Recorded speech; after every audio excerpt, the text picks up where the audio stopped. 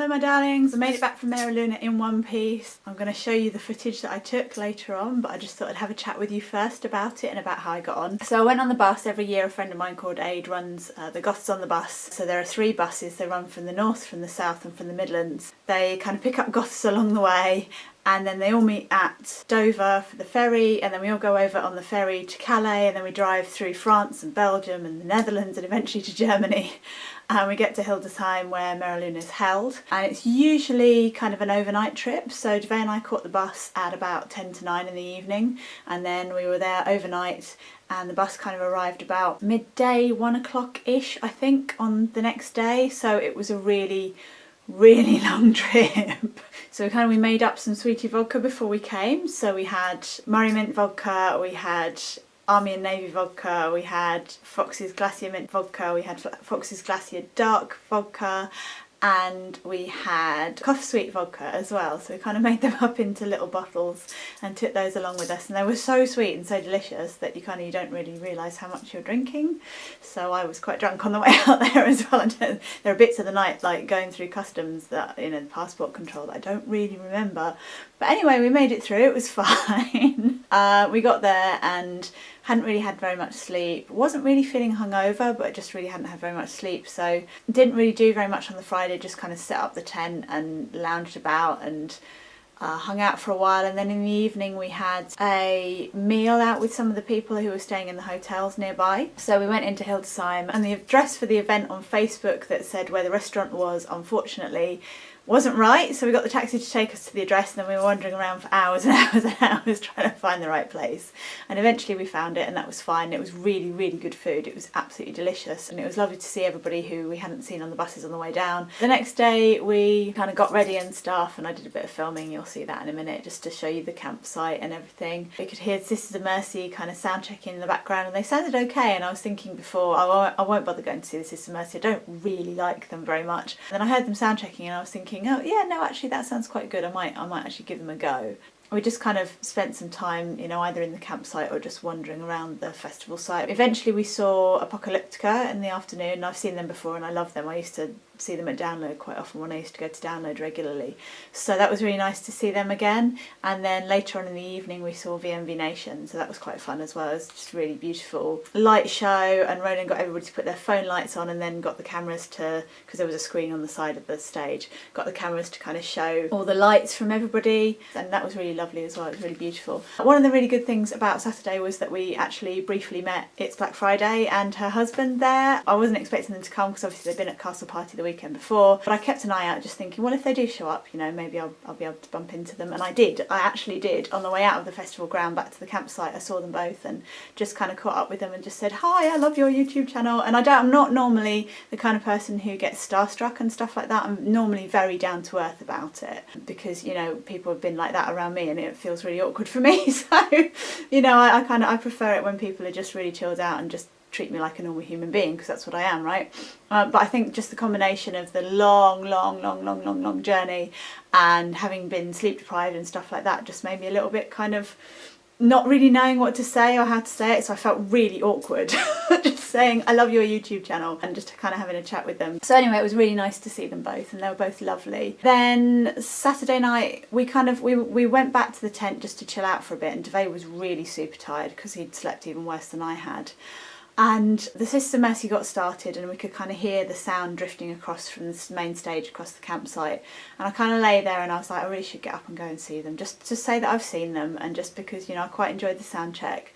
And I just kind of kept drifting in and out of consciousness and thinking, no, do you know what, I just can't be bothered. I just can't be bothered to get out of my tent and walk all the way, because we're quite a long way from the festival ground sort of thing.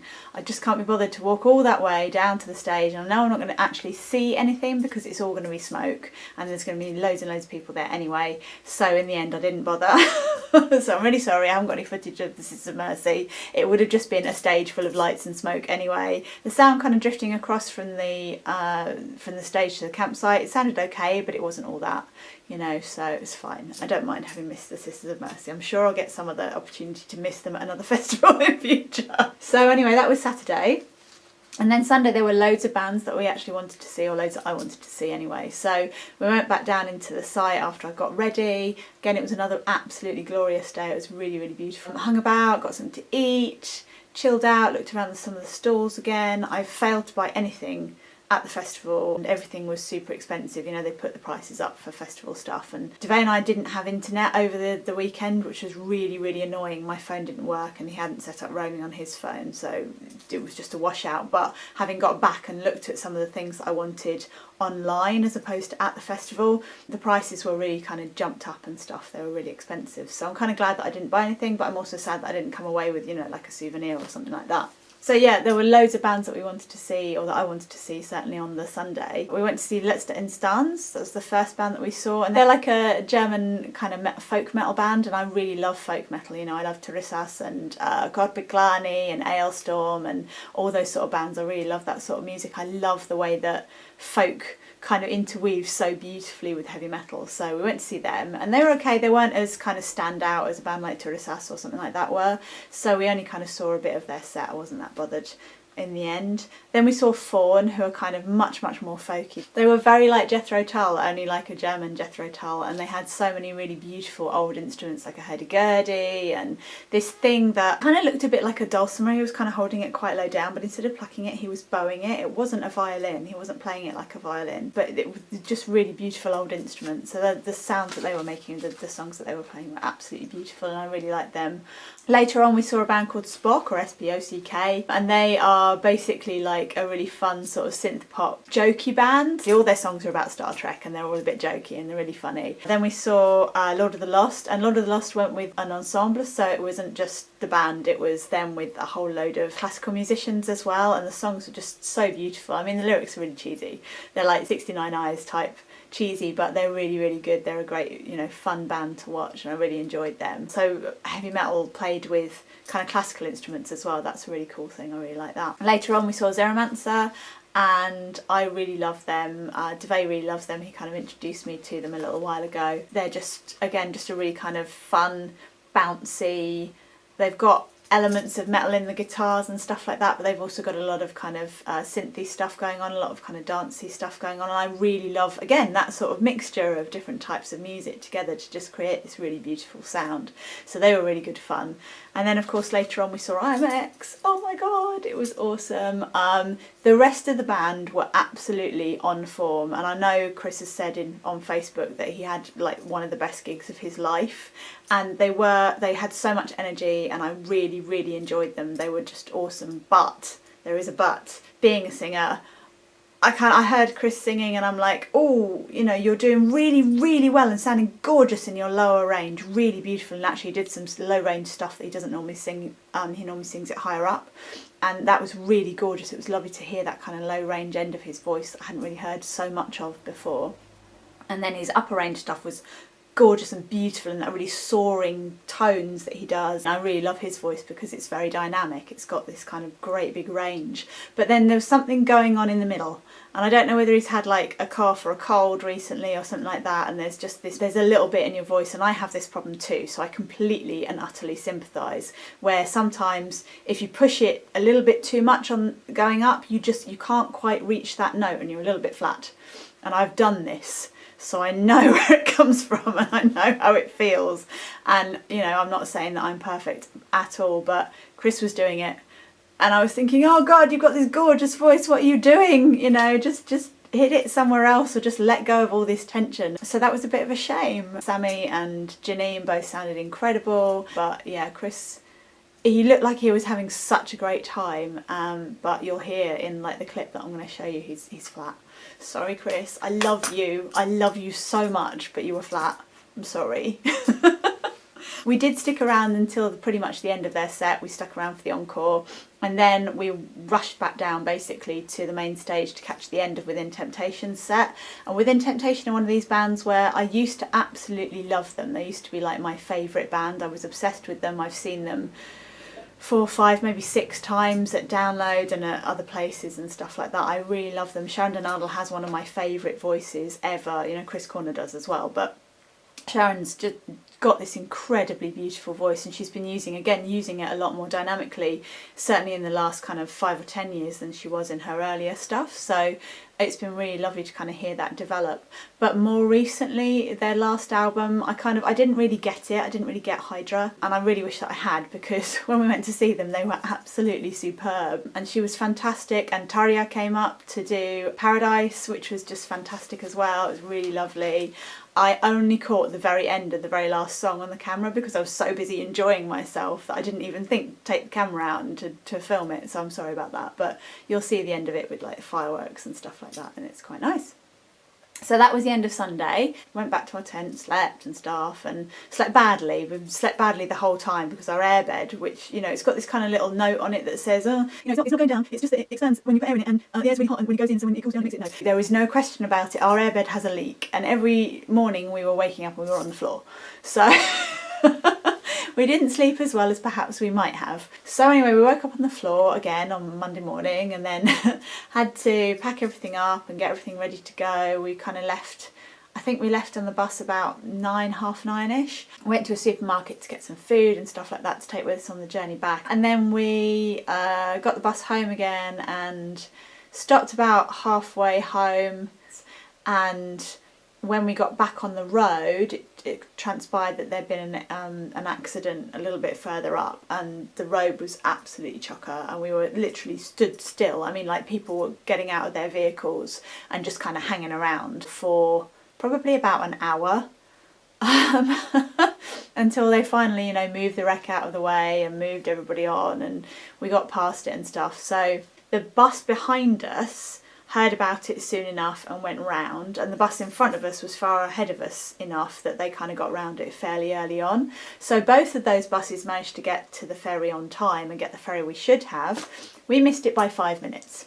5 minutes we missed the ferry we should have got, and so it meant we had to wait for another hour, maybe an hour and a half for the next ferry. So we didn't get onto the next ferry until 9:45 at night, and then of course we kind of had to take the ferry across, and then we had to, obviously we gain another hour as we go across, but nevertheless then we had to, you know, drive all the way back home again. So we got back to where our car was at about, I think it was about 1 o'clock in the morning. And so we didn't get home actually to our home, because obviously I had to drive from there back home, till about 3 in the morning. So we'd set off at 9 in the morning and we didn't get home until 3 the next morning. It was just such a long drive. Yeah, so it was great fun, and I had an amazing time, but I would have liked to have had more sleep. I think that's kind of like the conclusion. I'm going to do it again. You know, I hadn't ever been to a European festival before. I had been obviously to Whitby loads of times, and I've played at smaller festivals. I've played at a small festival in Austria, for instance, but I'd never been to one of these big massive festivals, like big outdoor festivals in Europe. I think Download's probably the closest thing to Mare Luna. And it had been a long time since I last camped, so obviously I bought a brand new tent and everything for this, and that was really nice. It was a really nice tent, but I hadn't camped for a very long time because I used to have my van and I used to go to festivals and that. So yeah, it was an amazing experience, but I want to do it differently next time. But anyway, hope you enjoy the rest of the footage, and I will see you all again very soon. Bye! So this is our home away from home for the weekend. I don't know if you can hear them in the background, but the Sisters of Mercy are sound checking right now. This is our brand new tent. Bought this a little while ago, and it's brilliant. It's got a massive porch and then a nice little sleeping area. It's great. So this is the campsite that we're staying in. It goes on for miles and miles and miles, but this little bit here is us. It's like the Goths on a bus campsite. We've got this enormous great marquee and everything, and yeah, it's really cool. So the weather's glorious. It was raining last night and yesterday, but it's got much better now, and yeah, really nice day. So looking forward to seeing some of the bands. We're just gonna get our makeup and stuff on, and then we're gonna go and get something to eat.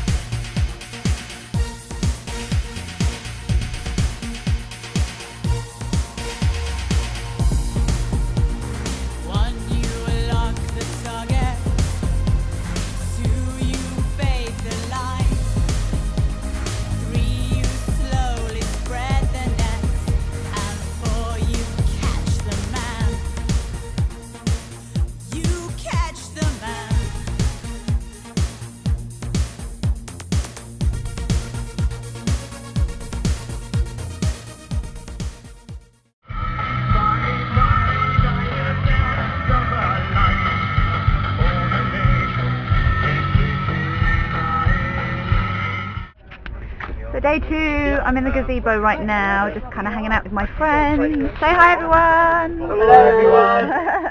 Say hi! Hello everyone! Been to see, who did we just go and see? Letzte Instanz. And they were okay, they were alright, but we're going to kind of hang out here for a little bit, and then we're going to go and see FAUN and Deromancer and a whole bunch of other bands, and then IAMX later on, and Within Temptation, yay! So I'm probably just going to have to like bring loads of layers and stuff down with me to the stage, and then just stay there the whole night basically. Having a good time, had a look around some of the shops, haven't actually bought anything, but it's been alright, it's been good, and the weather's just amazing. It's been really sunny, so that's been lovely. Too hot. And Debay thinks it's too hot, and he's sunburnt, bless him. Look, he's got sunburn, oh dear. But anyway, yeah, so I will update you all in some time later.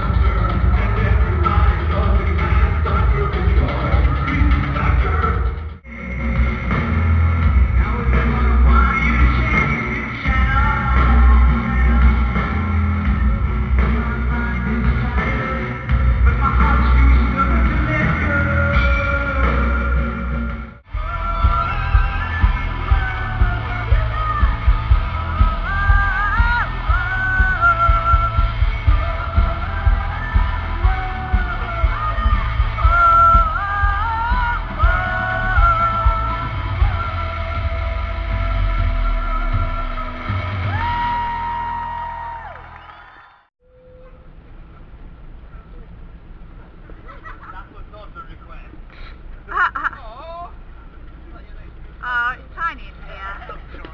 Say hi everyone! Hi everyone! I haven't taken nearly enough footage, but I never do. Yeah, you're all in it. Not, yeah, it's not a photo, it's a video. For my YouTube channel. Ah! Hi everyone!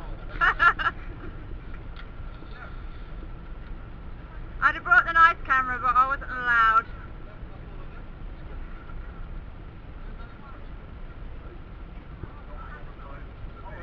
Goths on a boat, the video, yeah.